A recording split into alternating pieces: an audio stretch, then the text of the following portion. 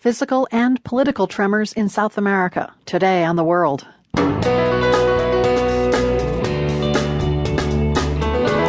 I'm Carol Hills. Brazil is shaken by an impeachment vote against the country's elected president. This whole impeachment movement is being viewed by the left wing in this country as a coup attempt. Meanwhile, damaged roads in Ecuador slow the response to a powerful earthquake there. Foreign teams have had a hard time getting there, and there has been restriction on the roads to avoid people endangering themselves in order to reach their loved ones. Also, he was born in Iran 110 years ago, but lives in Toronto now, and he has little patience for our reporters' questions. This is not a proper question, even. What kind of questions are these? All that ahead, today on The World.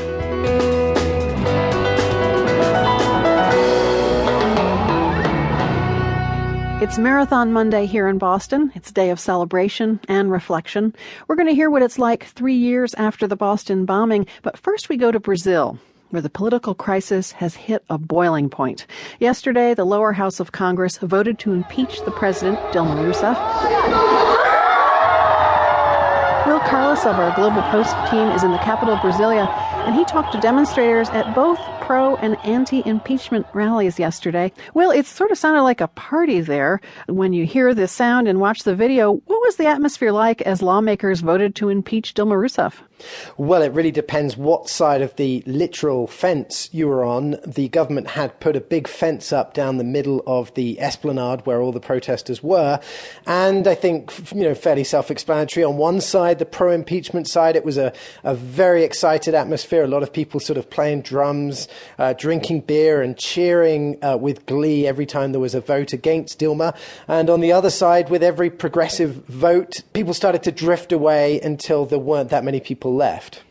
Now, this vote yesterday was a key step in Rousseff's impeachment, but it's not the final one. How likely does it seem that she will actually get booted out of office? I think it's fair to say it's very likely at this point. The next hurdle she has to overcome is a vote of the Senate. Most people think that's going to happen very quickly and very easily. And then at that point, she has to step down for 180 days while the actual trial takes place. So I think it's fair to say that she's in a lot of trouble at this point. Well, clarify for us what exactly Dilma Rousseff is getting impeached for, because as I read about it, it's not about being involved directly in corruption. So what is it? Well, there's a legal side to that question, and then there's a political side to it. There's a strict legal side, is that she's accused of financial irregularities in the run-up to the 2014 election. It should be noted that was hardly touched on at all in yesterday's vote. So this is a political thing. This is a lot of people who are upset with Dilma Rousseff that want her out. And indeed, if you talk to a lot of the pro-impeachment people, it's a lot bigger than that. A lot of the people who are pushing to get Dilma out, basically they want a whole clearing of the House. They want most of Brazil's political leaders kicked out.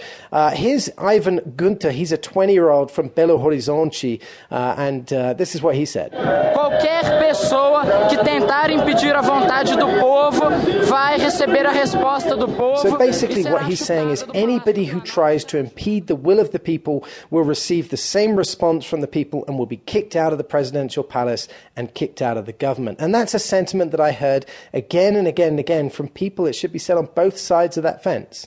And are there politicians or political platforms that are being pushed forward as a replacement? So there are politicians that automatically take control. So the next guy in line is a guy called Michel Temer. He is, I think it's fair to say, a more sort of centrist, conservative character than Dilma. He's also, though, loathed by most Brazilians. And he's also possibly going to be impeached because he was involved in the same financial misdeeds that Dilma was involved in. So when he takes the reins of power, he's going to have to do a lot to convince the Brazilian public that he can start moving the country in the right direction, and frankly that he's not just as corrupt as the rest of them. Well, I'm just curious, have any of Dilma's opponents raised the thorny question of, this democracy thing isn't really working out, we should try something else? It's not so much Dilma's opponents, it's actually Dilma's supporters. This whole impeachment movement is being viewed by the left wing in this country as a coup attempt. And it should be said, it is going forward sort of reasonably calmly. We didn't see any riots yesterday. We didn't see any sort of really big protest. Things kind of just keep grinding forwards. Brazil is South America's largest economy, and it's a